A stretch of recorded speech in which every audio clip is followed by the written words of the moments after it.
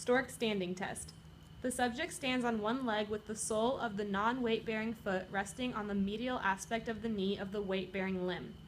The subject maintains balance on one leg and then simultaneously performs a slight lumbar extension movement. The test is repeated bilaterally.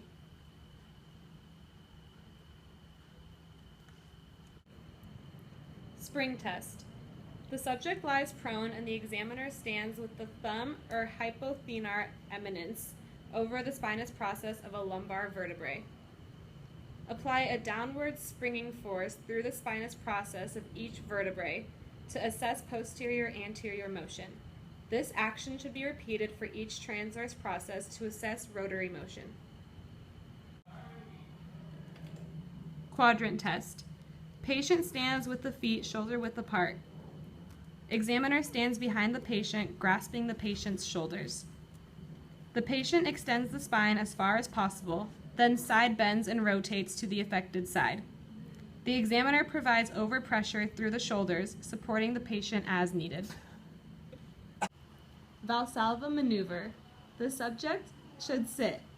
The examiner asks the subject to take a deep breath and hold while bearing down, as if having a bowel movement. Milgram test. Patient lies supine. The patient performs a bilateral straight leg raise to the height of 2 to 6 inches and is asked to hold the position for 30 seconds. Koenigs-Brzezinski test. Patient lies supine. The patient performs a unilateral active straight leg raise with the knee extended until pain occurs. In the absence of pain during the active straight leg raise, the examiner may further elongate the spinal cord and increase the tension on the dural sheath by passively flexing the patient's cervical spine. After pain occurs, the patient flexes the knee. Straight leg raise test. Patient lies supine. Examiner stands at the side to be tested. One hand grasps under the heel while the other is placed on the anterior knee to keep it in full extension during the examination. While keeping the knee in extension, the examiner raises the leg by flexing the hip until discomfort is experienced or the full range of motion is obtained. Well straight leg raising test. Patient lies supine. Examiner stands at the side to be tested.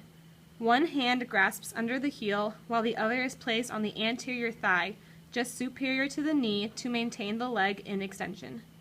Keeping the knee in extension, the examiner raises the leg by flexing the hip until symptoms are reported. Slump test. Patient sits over the edge of the table. The patient slumps forward along the thoracolumnar spine, rounding the shoulders while keeping the cervical spine in neutral. Overpressure to trunk flexion is then applied. The patient flexes the cervical spine by bringing the chin to the chest. The clinician then holds the patient in this position. The knee is actively extended. The ankle is actively dorsiflexed.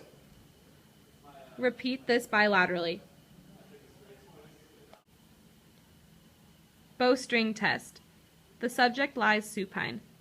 The examiner performs a passive straight leg raise on the involved side.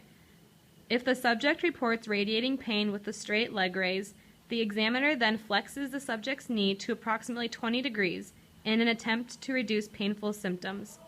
The examiner then applies pressure to the popliteal area in an attempt to reproduce the radicular pain.